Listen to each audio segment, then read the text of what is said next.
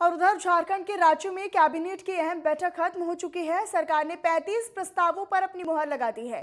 Cabinet ने पंचायत चुनाव का प्रस्ताव भी पारित कर दिया है। पंचायती राज विभाग पंचायत चुनाव की तारीख तय करेगा। बताते चले कि कक्षपाल और कारापाल नियुक्त नियमावली भी संशोधन करेगा और आयुष चिकित्सा कर्मियों के वेतनमान में भी वृद्धि हुई है। इसके अलावा राज्यपाल के लिए नए वाहन के लिए 2 करोड़ रुपए की मंजूरी भी इस कैबिनेट की बैठक में दी गई है। तो सरकार ने 35 प्रस्तावों पर अपनी मुहर लगा दी है। पंचायत चुनाव का प्रस्ताव भी इस दौरान पारित किया गया है। इसके अलावा आयुष चिकित्सा कर्मियों के वेतनमान में भी वृद्धि इस बैठक में हुई है।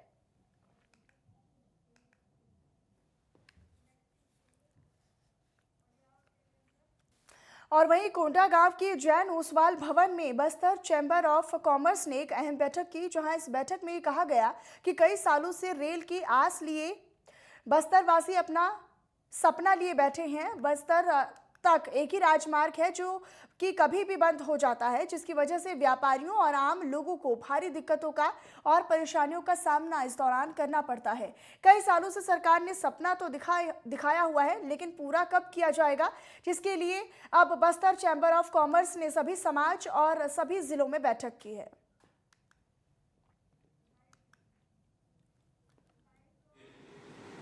आज हम लोग यहाँ पे कोंडागांव में यहाँ के जो वरिष्ठ नागरिक प्रमुख नागरिक हैं उनके सबके साथ एक बैठक कर रहे हैं और हमारा एक उद्देश्य है कि जो बस्तर की में जो रेल लाइन आने की थी और जिसका 5 दशक से ज़्यादा समय हो गया और जिसकी मांग यहाँ के बस्तर के नागरिक करते रहे हैं, जगदलपुर राजहरा लाइन की, उसकी मांग को के लिए हम लोग ये आंदोलन।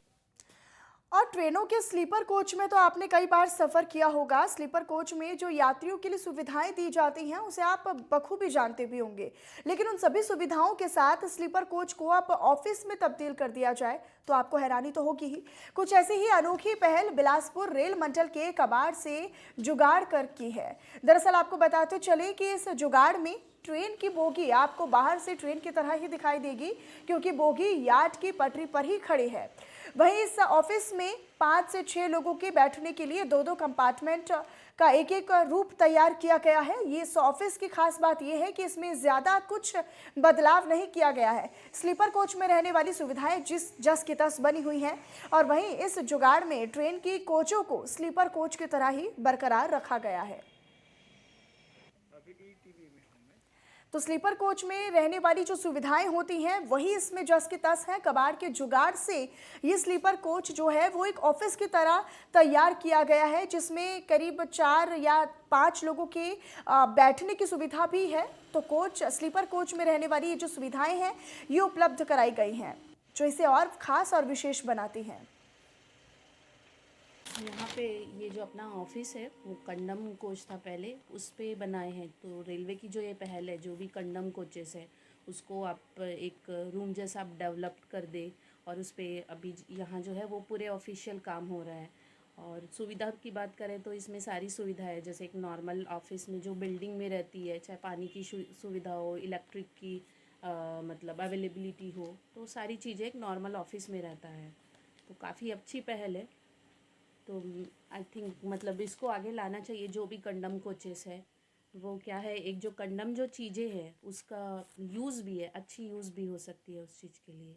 एक्चुअली चूँकि कोचिंग डिपो में कुछ नए बिल्डिंग्स बनने थे और कुछ नई लाइनें भी वहाँ बननी थी, इस वजह से मॉडिफिकेशन के तहत कुछ बिल्डिंग को तोड़ा गया था और तब तक नई बिल्डिंग बनी नहीं थी।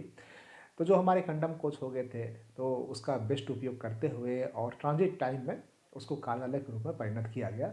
और ये एक अभिनव प्रयोग था कि जो हमारे कंडम कोचेज़ हैं उसको हम कार्यालय के रूप में दे दें। तो इससे एक ट्रांजिट टाइम में जो हमें टाइम लगने थे नए भवन के बनने से पहले तक, तब तक उसमें कार्यालय काम हो रहा है।